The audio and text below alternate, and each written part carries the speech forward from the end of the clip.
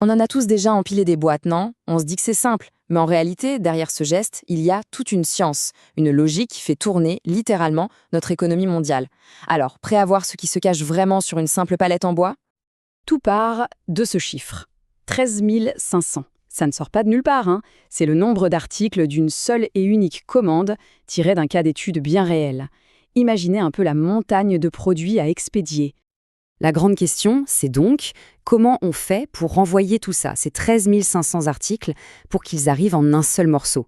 On ne va pas juste les lancer dans un camion, non, il faut une méthode, une vraie stratégie. Et c'est là que ça devient intéressant. Et attention, ce problème, ce n'est pas juste celui d'une seule entreprise. Imaginez ça, mais multiplié par des millions de commandes tous les jours. Là, on parle d'un défi logistique à l'échelle de la planète. Et l'héroïne de toute cette histoire, celle qu'on ne remarque jamais, eh bien, c'est elle. La palette, oui, cette simple plateforme en bois, c'est la fondation de tout le commerce mondial. Tout repose dessus, au sens propre du terme. Ce processus, qui permet de transformer un tas de cartons en désordre en une seule unité de chargement bien stable et efficace, eh bien, ça a un nom, la palettisation. C'est la solution. Et c'est bien plus malin qu'on pourrait le croire. En gros, l'idée, c'est de créer un bloc. Un seul bloc super solide avec toutes les marchandises qu'un chariot élévateur peut ensuite déplacer d'un seul coup. C'est vraiment la clé de toute la logistique moderne. Ok, mais comment on arrive à l'empilage parfait? Comment on optimise chaque petit centimètre carré? Eh bien la réponse, ce n'est pas de l'improvisation. C'est une approche super systématique, la méthode arithmétique. Allez, c'est parti, on rentre dans le concret. On va décortiquer cette fameuse méthode, étape par étape, pour trouver l'empilage idéal, et vous allez voir, le calcul est étonnamment simple. Alors voilà nos ingrédients de départ, nos données. Tout ça, c'est tiré d'une doc technique. On a les dimensions de la palette standard, la fameuse palette Europe, celle de nos cartons, et puis la contrainte cruciale, la hauteur totale, elle, ne doit jamais dépasser 120 cm. La méthode est super logique. Elle se fait en 3 temps. D'abord, on se demande combien de cartons on peut mettre sur une seule couche. Ensuite, on peut monter jusqu'à combien de couches. Et enfin, on fait le total. C'est simple, non? Allons-y. Première étape, on commence par la base, le sol. Le but du jeu, c'est de recouvrir toute la surface de la palette de la manière la plus efficace possible, sans gâcher le moindre espace. Là, c'est juste une division. Les chiffres sont clairs. Sur les 120 cm de long, on peut mettre pile 3 cartons de 40. Et sur les 80 de large, on en casse 4 de 20. Facile. Donc 3 cartons dans un sens, 4 dans l'autre. Un petit 3 x 4, ça nous fait 12.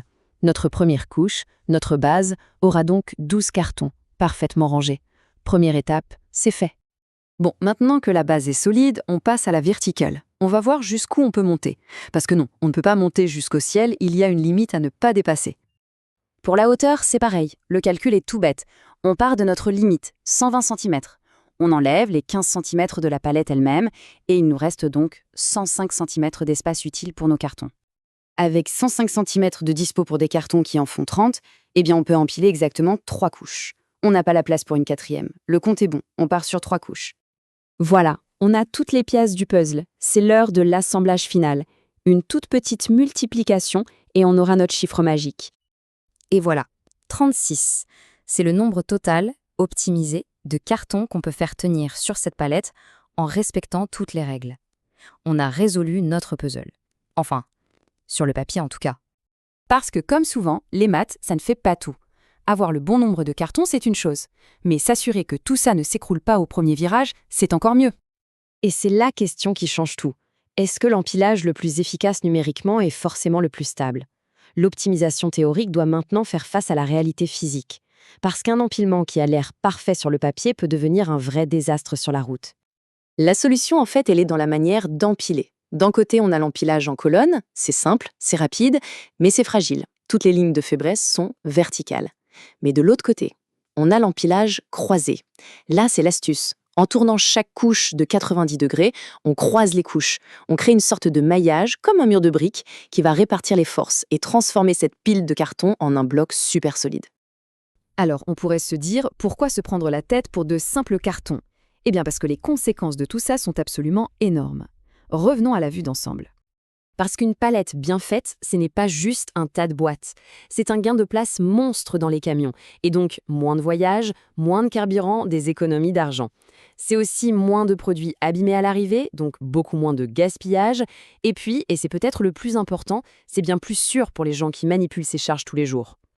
Voilà, c'est ça une de ces optimisations invisibles, un de ces petits systèmes super ingénieux qui permettent à notre monde de fonctionner. La prochaine fois que vous verrez une palette au coin d'une rue, vous n'y verrez plus seulement du bois et des cartons. Et ça amène une dernière question. Combien d'autres systèmes comme celui-ci nous entourent chaque jour, sans même qu'on s'en rende compte ?